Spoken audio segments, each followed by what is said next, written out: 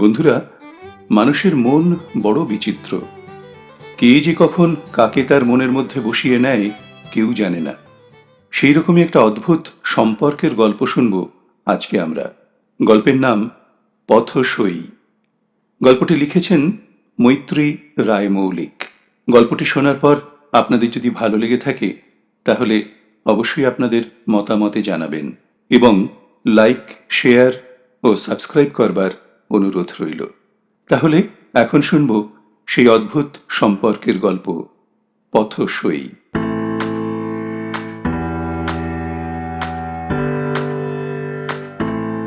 পূর্ব কলকাতার ঘিঞ্জি পরিবেশ থেকে মাকে তুলে আনতে কম ঝক্কি পোহাতে হয়নি। বাবা বেঁচে থাকতে কতবার বলেছি, পৌনে 1 কাঠার একখানা ঝুরঝুরে বাড়ি বিক্রি করে দিয়ে আমার ওখানে চলে এসো। ছেলে বৌমার সঙ্গে এক ছাদের তলায় না থাকতে পারো, কাছাকাছি ফ্ল্যাট কিনে দিচ্ছি।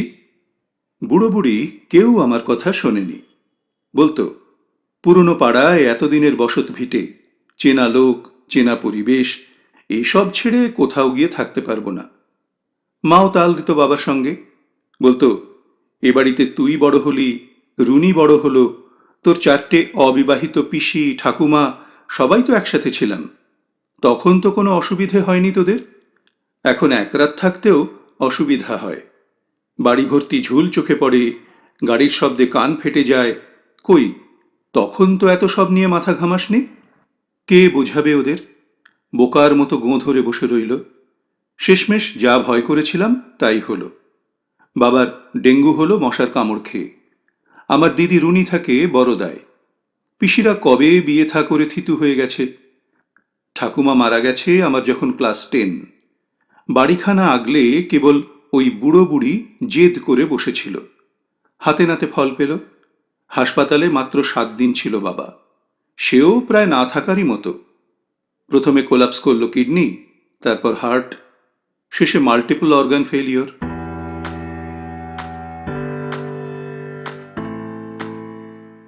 হাসপাতাল থেকে সোজা নিয়ে গেছি নিমতলায়। মা বলেছিল বটে, তোর বাবাকে একবার বসত বাড়িটা ঘুরিয়ে নিয়ে আয়। আমি শুনিনি, ঝাঁজ দেখিয়েছিলাম। এর পরেও তুমি ওই জায়গার নাম করছো? কেন নিয়ে যাব ওখানে? যে বিষাক্ত পরিবেশ লোকটাকে শেষ করে দিল, মৃত্যুর পরে সেখানে তীর্থযাত্রা করতে নিয়ে যেতে আমি পারবো না। বাবার কাজ মিটে যাক, চিরদিনের মতো ওখানকার পাট চোকানোর বন্দোবস্ত করছি। মা আর কিছু বলেনি। এখন মনে হয় সেই দিন থেকেই জোর দিয়ে কিছু বলার ব্যাপারটা মাকে বন্ধ করে দিতে হয়েছিল। জোর খাটাবার জায়গাটা ধসে গেছে, মা হয়তো আন্দাজ করে ফেলেছিল। যা ভাবার ভেবে নিক, ওখানকার পাত্তাড়ি আমাকে গোটাতে হবে। রুনি দিদিও বলল, না মা, আর ওখানে নয়। তোমাদের অনেক জেদ সহ্য করেছি, এবার আর কোনো আপত্তি শুনবো না। বাবু যদি ওর ওখানে ফ্ল্যাট দেখে ভালো, নয়তো আমার কাছে চলো। বরদা খুব ভালো জায়গা, পরিষ্কার পরিচ্ছন্ন, প্রচুর মন্দির আছে, পার্ক আছে, তোমার সময় কেটে যাবে। মন্দির বা পার্ক নিয়ে মায়ের কোনো উৎসাহ নেই, তা চোখমুখী বলে দিচ্ছে। স্রোতে ভেসে যাওয়া ছিন্ন কচুরিপানা খণ্ডের মতো অসহায় মায়ের মুখ। ওই চাহনি আমি সহ্য করতে পারি না। বললাম, সেসব না হয় পরে ভাবা যাবে, আগে কাজ মিটুক। মা বরং ধীরে সুস্থে কিছুদিন ভাবুক। দিদির ওখানে যেতে চাইলে যাবে, নয়তো আমার কাছাকাছি থাকবে। ব্যাস, মিটে গেল। অদিতি, আমার বউ, চোখ টেরিয়ে একবার দেখে নিল। ওই বাড়ি নিয়ে কথা উঠলেই অদিতি আমাকে শোনায় মা ভক্ত বিদ্যাসাগর। মায়ের কাছে সাঁতরে যাওয়ার বদলে ট্যাক্সিতে যায়, ওইটুকু যা ফারাক।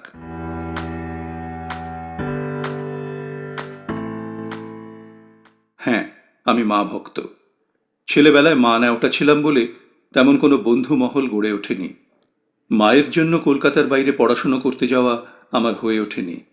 মা কখনো বাধা দেয়নি, আমি চাইতাম না। বাবার সঙ্গে আমার তেমন জমতো না। বাবা রাজনীতি নিয়ে বুঁদ থাকতো, আমাদের তেমন খেয়াল রাখতো না। বছরে এক আধবার আমাদের পড়াতে বসতো, ঘণ্টা খানেকের মধ্যে রেগে অস্থির হয়ে দমাদ্দম পেটাতো। বাবাকে আমরা এড়িয়ে চলতাম। দিদিও আমার মতো মা ঝোঁকা পার্টি। বিয়ের পর নিজের সংসার নিয়ে সে ব্যস্ত। বিয়ে করে অদিতিকে নিয়ে দক্ষিণ কলকাতার এই ফ্ল্যাটে ঢোকার পর সপ্তাহে একদিন অন্তর মায়ের কাছে যেতাম। সেদিনটা শনিবারের সন্ধ্যা। সপ্তাহের শেষে সেই দিনটায় যেন যাবতীয় কাজ চেপে বসে। টুটুল, আমার ছেলে, যার গানের ক্লাস সেই দিনটায় রাখা হয়েছে। অদিতির বাইরে বেরোনোর ব্যাপার থাকে। সপ্তাহের ওই একটা দিন তার অবসর সময়। রেস্টুরেন্ট, মলে নিয়ে যাওয়া, যাবতীয় টুকিটাকি ব্যাপার কেন জানি না শনিবারের সন্ধ্যায় উপস্থিত হতো। মায়ের কাছে আমার থাকার সময় ছিল 2 থেকে 2.5 ঘন্টা। আগে সময় নিয়ে ভাবতাম না, ফলে ও বাড়ি পৌঁছনোর আধ ঘন্টা বাদে ফোন আসা শুরু হতো। মা কাঁচুমাচু মুখে বলতো, মায়ের কাছেই তো এসেছিস, ঘন ঘন ফোন করে কেন তোর বউ? একদিন বলে দিল, সংসার অশান্ত রেখে এখানে আসিস না বাবু, বউকে তুষ্ট করে তবে আসবি। শান্তভাবে বলেছিলাম, এসব নিয়ে তোমায় ভাবার দরকার নেই তো, আমায় হ্যান্ডেল করতে দাও। চাপ পড়ে তো তোর উপর, আমি বুঝে নেব, ফালতু চিন্তা করো না তো।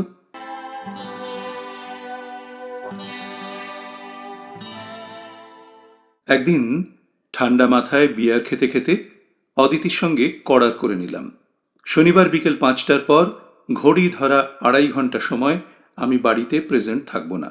মায়ের কাছে যেতে 40 মিনিট, আসতে 40 মিনিট বাদ দিয়ে সর্বসাকুল্যে 90 মিনিটের জন্য সেখানে বসা। তার বদলে টুটুলকে গানের স্কুলে নিয়ে আসা যাওয়া থেকে শুরু করে বাজার, মার্কেটিং, রেস্টুরেন্টে খাওয়া, বাচ্চা পাহারা দেওয়া সব করব। 90 মিনিট কথাটার মধ্যে একটা ক্যাচি ব্যাপার আছে। ঘন্টা না বলে মিনিটে, বাটার দোকানের 99 পয়সার মতো। কনসেপ্টটা মার্কেটে বেশ খায়। বেচার কাজটা দোকানের চেয়ে বাড়িতে করলে বেশি তৃপ্তি দেয়, বিশেষ করে ঝানু খদ্দেরের কাছে তোমার নাড়ি নক্ষত্র যার জানা। সপ্তাহে একদিন মাকে না দেখলে সত্যিই আমার অস্থির লাগে। শান্তি, যত্ন, স্নেহ সব কিছুর থেকে বড় কথা হলো মায়ের সান্নিধ্য আমার অভ্যাস। এই অভ্যাস একেবারে ছেড়ে দিতে আমি পারবো না।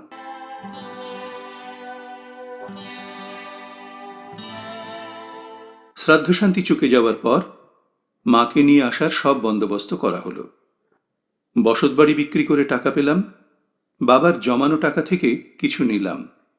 অদিতি নিশ্চিন্ত, আমার ব্যাংক অ্যাকাউন্টের রেকর্ড 1 ডিজিটেরও হেরফের দেখায়নি। মায়ের ফ্ল্যাট আমার কমপ্লেক্সের মধ্যেই, মুখোমুখি নয় যদিও, মায়েরটা রাস্তা ঘেঁষা। বাস চলাচলের ব্যস্ত রাস্তা নয়, তবু ভালো মায়ের পক্ষে। গাছগাছালির থেকে মানুষ দেখা মায়ের বেশি প্রিয়। ব্যালকনিতে চেয়ার পেতে বসে থাকুক।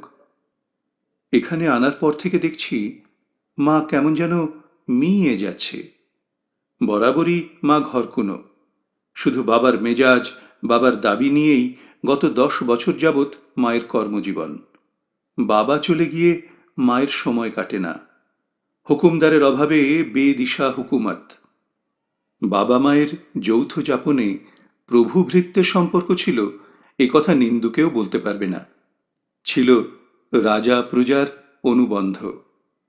মা আজ রাজাহীন নতুন রাজ্যের পোড় খাওয়া পুরনো প্রজা, রাজপাট যার ধাতে সয় না। ভারসাম্য নষ্ট হয়ে গেছে। মাকে হুকুম করার মতো কেউ নেই। মা ভেবেই পাচ্ছে না কি করবে। বাবা মারা যেতে রান্নাবান্নাও ছেড়ে দিল। আমি বলে কয়ে লোক রেখে দিয়েছি। 2টো লোক পালা করে 12 ঘন্টার শিফটে 24 ঘন্টা ভর থাকে। ঘর ধোয়া মোছা বাসন মাজার লোক আলাদা। গল্পের বই পড়ার অভ্যাস মায়ের কোনো কালেই ছিল না। নতুন করে সেই নেশা ধরানোর চেষ্টা করে লাভ হবে না। মা বসে বসে টিভি দেখে। টিভি দেখতে দেখতে ঝিমোয়। অদিতিকে বললাম, মাঝে মাঝে মায়ের কাছে গিয়ে বসো। মিথ্যে কথা বলবো কেন, সে গিয়েও ছিল 3-4 বার। একদিন ঝাঁঝ মেরে শুনিয়ে দিল, ধুত্তারি, উনি কথাই বলেন না, বসে বসে শুধু রাবিশ সিরিয়ালগুলো গেলেন। আমি জানি মা ঠিকঠাক একটা সিরিয়ালও দেখে না। আগের এপিসোডের কথা জিজ্ঞাসা করে দেখেছি, মা বলতেই পারেনি। গড়গড় করে বলে যায় কানুর মা। মাও আজকাল হাত তুলে দেখিয়ে দেয়, ওকে জিজ্ঞেস কর না বাবু। তারপর গালে হাত দিয়ে টিভির দিকে তাকিয়ে থাকে। বলি, একবার পাশের ঘরে এসো তো, কথা আছে। মা যন্ত্রের মতো উঠে যায়। বল, কি বলবি? রোজ ঘটা করে আর কি বলি, রোজগারের কথা জিজ্ঞাসা করি, কি খেলে, সারাদিন কি করলে, হুঁ হাঁ করে জবাব দেয়। সকালে কি খেয়েছে মনে করতে পারে না, বলে বসেই তো ছিলাম সারাক্ষণ, খেলাম, চান করলাম, আবার খেলাম, তারপর শুলাম, বাদ বাকি সময়টা বসে থাকি। ব্যালকনিতে বসে থাকতেও তো পারো, কত লোক দেখা যায়। লোক কোথায়, চার পাঁচটা মানুষ, তাও হনহন করে হাঁটতে হাঁটতে চলে যাচ্ছে। বাজার বসে না, দোকানপাট নেই, নিত্যকার মানুষের ধরন ধারণ চোখে পড়ে না। মিউজিয়ামের মতো শান্ত। এদিকটা তো এমনই, শান্ত নিরালা পরিবেশের জন্য ফ্ল্যাটগুলোর এত দাম। এখানকার মানুষ শান্তিতে আছে, শ্মশানের শান্তি। ঝগড়াঝাটি নেই, মারামারি নেই, কেউ কাউকে ঠ্যাঙায় না, গোমড়া মুখে বলল মা। যেন এসব হওয়াটাই দিনগত স্বাভাবিকতা। ভালো জিনিস সহ্য হয় না, তাই না? ওই বাড়ির চারপাশের মতো রাত বিরেতে বোমা ফাটলে ভালো হতো? ঘুম থেকে ধড়ফড় করে উঠে জানলা বন্ধ করতে, পুলিশ আসতো, বাবা বক্তৃতার তুবড়ি ছোটাতো।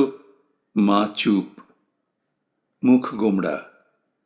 চেঁচামেচি, ঝগড়াঝাঁটি, ঠ্যাঙানি, প্যাঁদানি, বোমাবাজি, ৭২ এক ঘর কোনো মহিলার, এতে নাকি সুখ। লোক শুনলেও তো হাসবে। তোমায় ইরাকে রেখে আসলে ভালো হতো, ঘরে বোমা নিয়ে বসে থাকতে। মা ভ্রু কুঁচকে তাকালো। সেখানকার ভাষা কি আমি জানি? আমি হাসতে গিয়েও সামলে নেই। মানেটা কি, কি বলতে চাও? ইরাকে বাংলা ভাষা চালু হলে তুমি সেখানেই যাবে, কারণ টেররিস্ট অ্যাক্টিভিটি তোমার বেশি পছন্দ? তুমি বরং অশান্তির জন্য নোবেল প্রাইজ চালু করার প্রস্তাব দাও। তোমার মতো এমন অনেক নমুনা নিশ্চয়ই আছে, তুমি সমর্থন পাবে। মা শান্ত গলায় বলে, আমাদের ওপাড়ায় যা হতো সেসব আমার চেনা। কি সাংঘাতিক মানুষ তুমি! বাছাই করা চেনা অশান্তি, জানা গোলমাল তোমার প্রিয়? এমন কথা আর কাউকে বলো না মা। কাউকে বলতে গেছি কি? গায়ে পড়ে জিজ্ঞাসা করলি, তাই বললাম।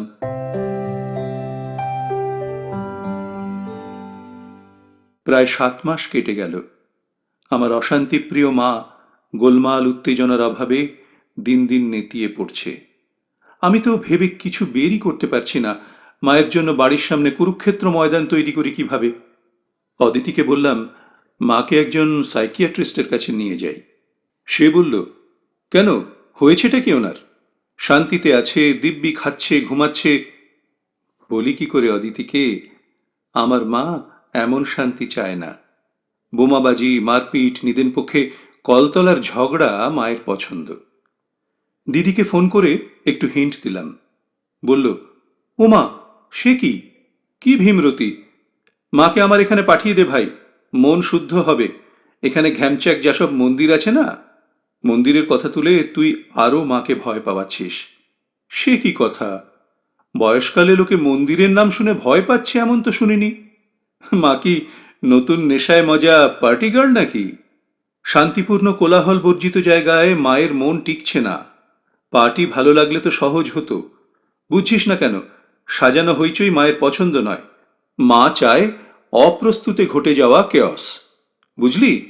বুঝলাম। তুই বরং ইন্টারনেট ঘেঁটে জায়গা বের কর, visit to world's most disturb places. মাকে নিয়ে একটা ট্যুর দিয়ে আয়। ভালো আইডিয়া রে, কিন্তু মা তো চেনা অশান্তি চায়। হা ভগবান, তুই সিরিয়াসলি নিলি নাকি? ভাই তুই ছেড়ে দে তো, মাকে নতুন পরিবেশে ধাতস্থ হতে দে। বাড়াবাড়ি করবি না একদম। এরপর অদিতির কাছে প্যাঁদানি খাবি কিন্তু। মা প্যাঁদানি সিকোয়েন্স দেখতে চায় বললি না? ছেলে তার বউয়ের কাছে প্যাঁদানি খাচ্ছে, দেখুক মন ভরে। বাদ দে দিদি, কথা দে মাকে এসব নিয়ে কিছু বলবি না। কথা ফথা দিতে পারলাম না, বাড়াবাড়ি দেখলে সোজা বরদায় এনে মন্দিরে বসিয়ে দেব।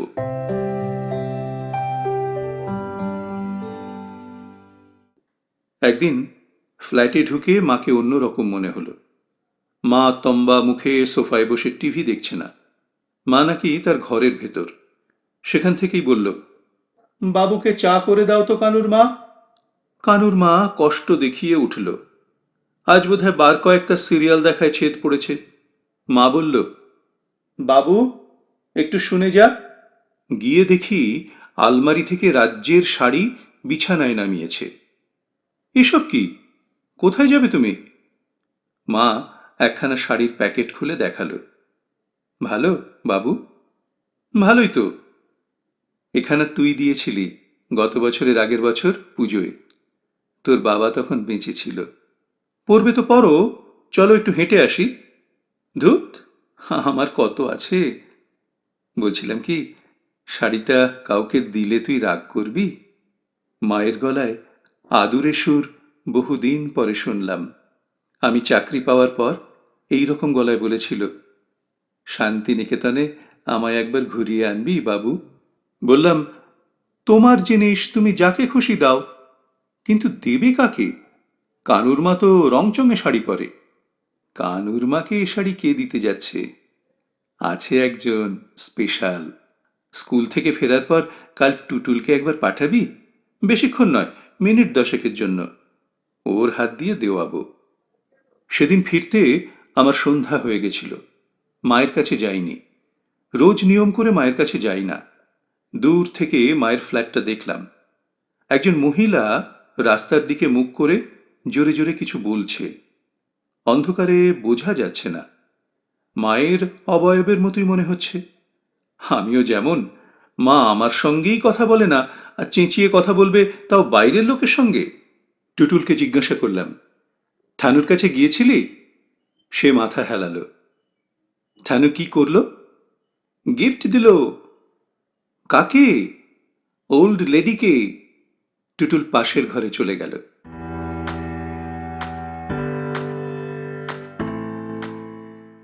পরদিন সন্ধ্যায় মায়ের কাছে গেলাম। মা আগের চেয়ে আরেকটু বেশি চনমনে। রান্নাঘর থেকে বলল, নাড়ু বানাচ্ছি বাবু, কাল বাতাসে শুকনো করে বয়ামে ভরে পাঠিয়ে দেব। কানুর মাকে জিজ্ঞাসা করলাম, নারকেল কোথায় পেল? টিভি দেখতে দেখতে তার সংক্ষিপ্ত উত্তর, কেয়ারটেকারকে দিয়ে আনিয়েছে। সেদিন বেশিক্ষণ বসিনি। মায়ের ফ্ল্যাটের বিল্ডিং থেকে বেরিয়ে হাঁটছি। অন্ধকারে মনে হলো মায়ের গলা শুনলাম, চেঁচিয়ে কাউকে কিছু বলছে। আমার ছেলে সামনেই থাকে। ব্যালকনির দিকে তাকালাম। দেখি মা আমার দিকে তাকিয়ে হাত নাড়ছে। 4 দিনের ট্যুরে বাইরে গেছি। যখন সময় পেয়েছি দিনে একবার মাকে ফোন করেছি। প্রথম দিন ফোন ধরল, সেদিনটা রাতে করেছিলাম। তারপর 3 দিন লাঞ্চ টাইমে ফোন করলাম, ধরল কানুর মা। মা নাকি বেরিয়েছে, সামনেই কোথাও গেছে, চলে আসবে। পঞ্চম দিন বাড়ি ফিরলাম। স্নান সেরে ব্যালকনিতে গামছা মেলতে গিয়ে মায়ের ব্যালকনির দিকে চোখ পড়ল। মা হাত নাড়িয়ে কারোর সঙ্গে কথা বলছে, রাস্তার দিকে তাকিয়ে। রাস্তার দিকটা দেখতে পাচ্ছি না, একটা বিরাট আম গাছ ওপাশের ভিউ ঢেকে দিয়েছে। বেশ অনেকক্ষণ ধরে কথা বলছে তো মা। অতক্ষণ রোদের মধ্যে দাঁড়িয়ে দাঁড়িয়ে কোন পথচারী মায়ের কথা শুনছে? সন্ধ্যায় গেলাম। মা আজও রান্নাঘরে। বললাম, গোয়ালিয়র থেকে আঞ্জির বরফি এনেছি, খাবে তো মা? মা বলল, কটা এনেছিস? এ আবার কেমন কথা? কটা মিষ্টি এনেছি তা দিয়ে মাথা ব্যথা কেন মায়ের? ক্ষুণ্ণ মনে বলি, তুমি কটা খাবে বলো। আমার অভিমানে কান দিল না। বলল, 4টে আলাদা করে রাখ না বাবু। মাকে আরও বেশি সতেজ লাগছে। বলল, কাল তো রোববার, 11টা নাগাদ একবার আসবি বাবু, একজনের কাছে নিয়ে যাব। রাগ দেখিয়ে বললাম, কতক্ষণের মামলা বলো, রোববার কোথাও যেতে ভালো লাগে না। মামলা মোকদ্দমার ব্যাপার নেই, বেশিক্ষণ তোকে আটকে রাখবো না। রোববার গেছি মায়ের কাছে। ইচ্ছা করেই বারমুডা আর টি শার্ট পরে গেছি, যাতে মা বেশি দূর নিয়ে যেতে না পারে। আমাকে দেখে রাগ দেখালো, লম্বা প্যান্ট একখানা পরে এলি না? সব কাচতে দিয়েছে। তোর বাবার পাজামা আছে, বের করে দিচ্ছি। বাবার পাজামা আমার ছোট হয়, চলো কোথায় যাবে। মা আমাকে নিয়ে বাইরে এলো। রাস্তা পেরোলো, ওপারে ফুটপাতে গেল। যেখানে গিয়ে দাঁড়ালো, আমি মানসিকভাবে মোটেই প্রস্তুত ছিলাম না। তেল ছিটে একটা কাপড় পেতে এক ভিখারি বুড়ি বসে আছে, হাতে একটা লাঠি, শতছিন্ন ময়লা শাড়ি। মা স্টিলের টিফিন কৌটো তার হাতে দিল। মোচার ঘন্ট করেছি, খেয়ে বলো দেখি কেমন হয়েছে। বুড়ি দাঁতহীন মুখে চওড়া হাসি দিল। মা বলল, আমার ছেলে। বুড়ি হাত তুলে আশীর্বাদের ভঙ্গি করল। মা তাকে বলল, শাড়িটা পরনি কেন? বুড়ি একগাল হেসে বলল, পরবো পরবো। পরবো পরবো নয়, কাল পরবে। আচ্ছা, কাল নয়, তরশু পরবে। তরশু পয়লা বৈশাখ। বাবু, তোর ছুটি আছে না? আমার মুখের দিকে তাকিয়ে মা সংকুচিত হয়ে গেছে। যা বাবু, বাড়ি যা, তোর সময় নষ্ট হচ্ছে। শোন, যাওয়ার সময় বাজার থেকে একটা প্লাস্টিকের টুল কিনে আনিস তো। দাঁড়িয়ে গল্প করতে কষ্ট হয়। না দাঁড়া, একটা নয়, দুটো আনবি বুঝলি। ভানু বসবে। যার উদ্দেশ্যে বলা, সেই ভানু তখন সবেগে মাথা নাড়াচ্ছে। না গো না, আমার লাগে না, আমার আসন পাতাই আছে। মা ছদ্ম রাগ দেখিয়ে বলল, দেখছিস তো বাবু, ভানু কিছু নিতে চায় না। বলে, আমি পথের মানুষ। বললাম, ঘরে এসো, আমার সঙ্গে থাকো, দুই বুড়িতে কাটিয়ে দেব। বলে, না, শিশু বয়স থেকে পথে, ঘর আমার সইবে না। বল দেখি কেমন মানুষ। সর্বনাশ করেছে। এই ভিখারিটাকে মা ঘরে তুলতে গেছিল। মায়ের মাথাটা এক্কেবারে গেছে, ভালো রকম বকুনি দরকার। যাচ্ছি বলে গটমট করে চলে গেলাম। বাজারেই যেতে হলো। আমি টুল না আনলে তো কেয়ারটেকারকে দিয়ে আনাবে। টুল কিনে কানুর মাকে দিয়ে এলাম। মা তখনও আড্ডা ছেড়ে আসেনি। পয়লা বৈশাখের দিন মায়ের কাছে গেছি। মা বাচ্চা মেয়েদের মতো হাত ধরে টানতে টানতে ব্যালকনিতে নিয়ে গেল। বাবু, ওই দেখ, ভানু শাড়িটা পরেছে। দেখি বুড়ি নতুন শাড়ি পরে বসে আছে। দেখ তো বাবু, কেমন মানুষ ভানু। চিরুনি দিতে চাইলাম, নিল না। গত ২৬ বছর নাকি চুলে তেল, সাবান, চিরুনি কিছুই দেয়নি। শোনো মা, রাস্তার একটা ভিখারি বুড়িকে নিয়ে এত আহ্লাদ করার কিছু নেই কিন্তু। ভানু খুব সুন্দর গান গায় বাবু। কি দরাজ গলা, ওইখান থেকে গায়, দিব্যি আমার কানে আসে। ভানুর একটা শক্তি আছে জানিস বাবু। কাল বলল, দেখো, সকালে তোমার ছেলে আসবে। ঠিক তুই এলি। ছুটির দিন মনে করে বলেছে, এ তো যে কেউ বলতে পারে। তুমি ওকে ঘরে তুলতে চেয়েছিলে? মা গম্ভীর মুখে বলল, চাইলেই কি আসে? তোমরা ভাবো ভিখারি হলেই মানুষ কাঙাল হয়ে যাবে, যা দেবে তাই মাথা পেতে নেবে। ভানু কাঙাল নয়, জাত ভিখারি। ওর নাম ভানু সুন্দরী। ও কিন্তু বামুনের মেয়ে। তোমায় নিয়ে আর পারা গেল না। ভানু সুন্দরী নাম শুনেই তুমি মুজে বসে আছো। ভানু মাছ মাংস খায় না, দিনে একবার খায়, তাও নিরামিষ। এমন লোক ভিখারি হলো কেন? সাধক শ্রমণ হলেই তো ভালো হতো। ভিক্ষা করতে ওর ভালো লাগে। যার যেটা ভালো লাগে সে তো সেটাই করবে। ভিক্ষা করার মধ্যে ভালো লাগা লাগের কিছু নেই। ভিক্ষা একটা পেশা। ভিক্ষা ওর পেশা নয়। তাহলে কি পেশা ওর? ওর পেশা নেই। মা আর কথা বলল না। মায়ের কাছে এরপর যখন গেছি, আর ভানুসুন্দরীর কথা তোলেনি। তবে আমি জানি ভানুসুন্দরীর কাছে মা রোজ গিয়ে বসে। মায়ের মনটা অনেক সতেজ হয়ে উঠেছে। আগের মতো ঝিমিয়ে থাকে না। সন্ধ্যাবেলায় রান্নাঘরে ঢুকে এটা সেটা বানায়। এই পরিবর্তনে আমি খুশি।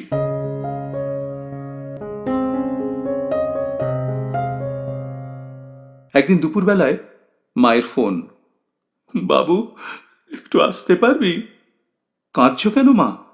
বলবে তো কি হয়েছে। দুদিন থেকে ভানুর খুব জ্বর, সর্দি গর্মি ধরে গেছে বোধহয়। যা ঠাঠা রোদে বসে থাকে। ভাবছি ভানুকে যদি নিয়ে ডাক্তারের কাছে যাওয়া যায়। এখনই যেতে পারবো না মা। প্যারাসিটামল জাতীয় কিছু থাকলে কেয়ারটেকারের হাতে দিয়ে দাও। আমি এসে বন্দোবস্ত করছি। আধ ঘন্টা বাদে আবার ফোন। হাউমাউ করে উঠল মা। বাবু, ভানু কথা বলছে না, বিড়বিড় করছে, কিন্তু কি বলছে বোঝা যাচ্ছে না। শান্ত হও মা, এমন করছো কেন? ওষুধ দিয়েছো? ওষুধ খাচ্ছে না রে বাবু, কেমন করে যেন হাসছে। তুই আয় না, পাড়ার লোক ডেকে ওকে তুলে ডাক্তারের কাছে নিয়ে যা। পাড়ার লোকই বা কোথায় পাবি? এটা কি আর পাড়া নাকি? আমার একটা মিটিং আছে মা, একটু অপেক্ষা করো। তুমি শুয়ে নাও, আমি আসছি। ঠক করে রেখে দিল ফোনটা। মা আজকাল কথায় কথায় রাগ দেখায়। এইসব লক্ষণ বাবা মারা যাওয়ার পর থেকে শুরু হয়েছে। 6টার আগে কোনো মতেই ছুটি পেলাম না। 6:45টায় ফ্ল্যাটের কাছে এলাম। তখন মায়ের কথা মনে পড়ল। মায়ের ব্যালকনিটা দেখা যাচ্ছে, কেউ বসে নেই সেখানে। সোজা মায়ের ফ্ল্যাটে ঢুকে পড়লাম। মা টিভি দেখছে দেখে নিশ্চিন্ত হলাম। কেমন আছো মা? ভালো। তোমার ভানুসুন্দরীর কি খবর? হুম। কি হুঁ? কেমন আছে সে? জানি না। ডাক্তারের কাছে নিয়ে যাওয়া হয়েছে? সে যাবে না। কেন, সে জাত ভিখারি তাই? বাবু, তুই ঘরে যা, আমি শোবো। এখন তো তোমার শোয়ার সময় নয়। বেশ তো টিভি দেখছিলে, আমায় দেখে শোয়ার কথা মনে হলো? আমি শোবো, তুই বাড়ি যা তো। রিমোট দিয়ে টিভি বন্ধ করলাম। হয়েছেটা কি মা? এত কাজ ছিল অফিসে, আসার মতো অবস্থা ছিল না। তুমি বোঝো না কেন বলো তো? মা তেমনই মুখ শক্ত করে বসে আছে। বললাম, বাপরে বাপ, এত গোঁসা তোমার! তুমি টুটুলের চেয়েও অবুঝ। আচ্ছা, আমি দেখছি। বললাম তো তোমার ভানুর কিচ্ছু হবে না। মিথ্যা কথা। তোরা সবাই মিথ্যা কথা বলিস। তোর বাবা বলেছিল, তুই বলছিস। সত্যিটা শুধু ভানু বলেছে। ওকে জিজ্ঞাসা করেছিলাম, দুই সইতে একসঙ্গে মরে গেলে কেমন হয়? বলেছিল, ভালো হয়। এখন ও মরছে, আমিও বাঁচব না। আমি মরবো, শুনে রাখ, আমি মরবো। মা কাঁপছে, মুখের কসবে লালা গড়িয়ে পড়ছে। এত দ্রুত অস্বাভাবিক অস্থির হতে মাকে কখনো দেখিনি। একটা ভিখারি বুড়ির জন্য মা এমন পাগল হয়ে গেল, আমি তো ভাবতেই পারছি না। ভানু বলেছে আমায় ছেড়ে যাবে না। প্রতিবার সবাই কেন ঢং করে আমায় ছেড়ে যাবে? ইয়ার্কি, ইয়ার্কি, এটা ইয়ার্কি হচ্ছে। ভাঙা গলায় অদ্ভুত একটা স্বর। মা কাঁপছে, চোখ দুটো লাল হয়ে উঠেছে। মার মাথায় রক্ত জমবে না তো? মায়ের যদি কিছু হয়? অমন করো না মা, আমি যাচ্ছি, ভানুমাকে তুলে আনছি। ও বেঁচে যাবে মা। এই তো মা, এই দেখো টর্চ নিয়ে আমি যাচ্ছি। তুমি দেখো, ব্যালকনি থেকে দেখো, আমি যাচ্ছি। মা, তুমি যাও, ব্যালকনিতে গিয়ে দাঁড়াও। ফ্ল্যাটের দরজা খুলে নিচে এলাম। কেয়ারটেকার ছেলেটাকে আনা উচিত ছিল, ভুলে গেলাম। একটা ভিখারির সঙ্গে মায়ের মৃত্যু কথন হয় কি করে? যার চাল নেই, চুলো নেই, পথের ধারে পড়ে থাকে, অযত্ন অবহেলায় যে কোনো সময় যার মারা যাওয়ার সম্ভাবনা। আমার গেরস্থ মা হঠাৎ তাকে মরণসঙ্গী মনোনীত করতে গেল কেন?